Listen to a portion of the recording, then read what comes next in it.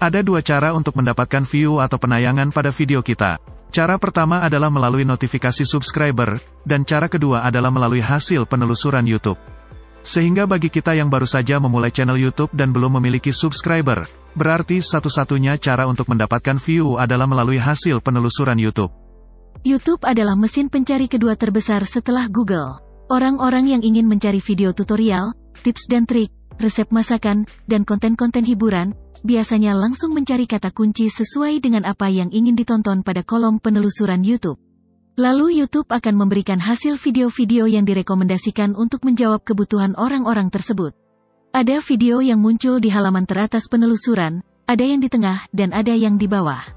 Semakin tinggi ranking video, semakin tinggi posisinya di halaman penelusuran, sehingga semakin besar potensi untuk diklik dan mendapat view dari penonton. Sehingga tugas kita sebagai YouTuber pemula adalah mempelajari bagaimana cara supaya video kita muncul di halaman teratas saat ada orang mencari kata kunci tertentu pada fitur penelusuran YouTube. Inilah yang disebut dengan SEO atau Search Engine Optimization. Optimasi SEO pada video akan membuat video kita memiliki ranking rekomendasi yang tinggi, sehingga mudah ditemukan pada saat penelusuran YouTube. Mirip dengan Google, penelusuran YouTube berusaha untuk memunculkan hasil yang paling relevan sesuai kata kunci yang diminta. Jutaan video diberikan peringkat berdasarkan berbagai faktor, antara lain seberapa cocok judul, deskripsi, dan konten video, dengan kata kunci yang diketik oleh penonton. Oleh karena itu, hal pertama yang kita lakukan sebelum optimasi SEO adalah melakukan riset kata kunci. Untuk melakukan riset kata kunci, kita bisa menggunakan bantuan aplikasi TubeBuddy atau vidIQ. Pada video ini, akan kami contohkan riset kata kunci menggunakan vidIQ pada smartphone.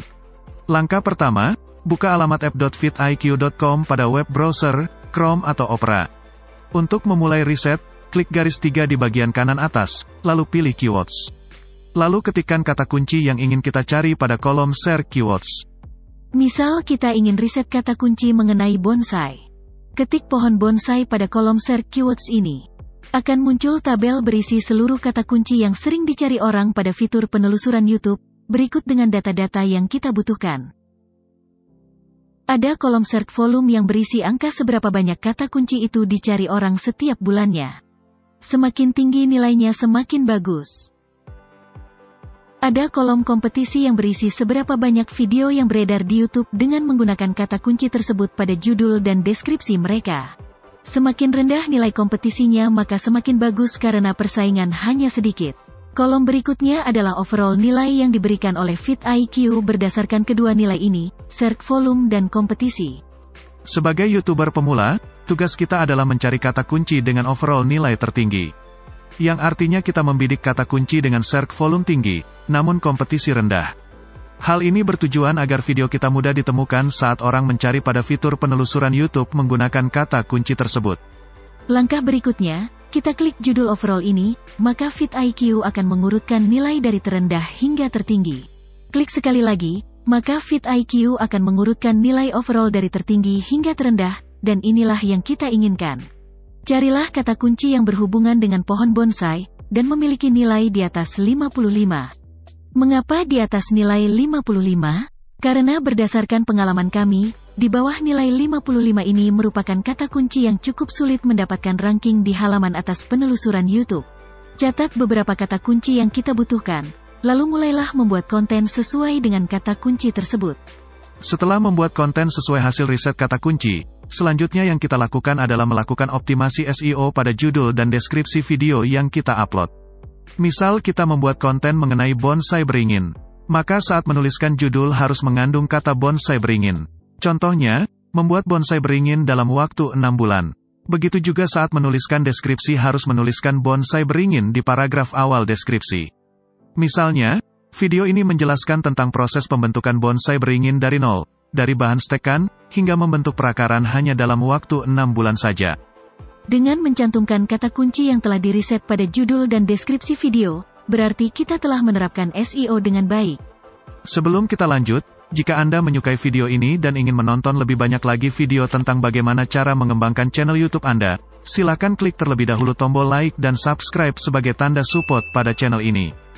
Berikut beberapa tips dari YouTube mengenai cara menulis judul dan deskripsi yang benar. Buat judul tetap ringkas, maksimal 60 karakter atau 60 huruf dengan informasi terpenting di awal kalimat. Judul yang terlalu panjang lebih dari 60 karakter, berpotensi terpotong pada tampilan YouTube, sehingga penonton sulit memahami isi video kita. Jika kita membuat video serial yang bersambung antar episode, tulislah nomor episode dan branding pada akhir judul. Nomor episode yang ditulis pada awal judul membuat penonton sulit memahami gambaran umum isi video. Buatlah judul yang secara akurat mewakili apa yang ada di dalam konten.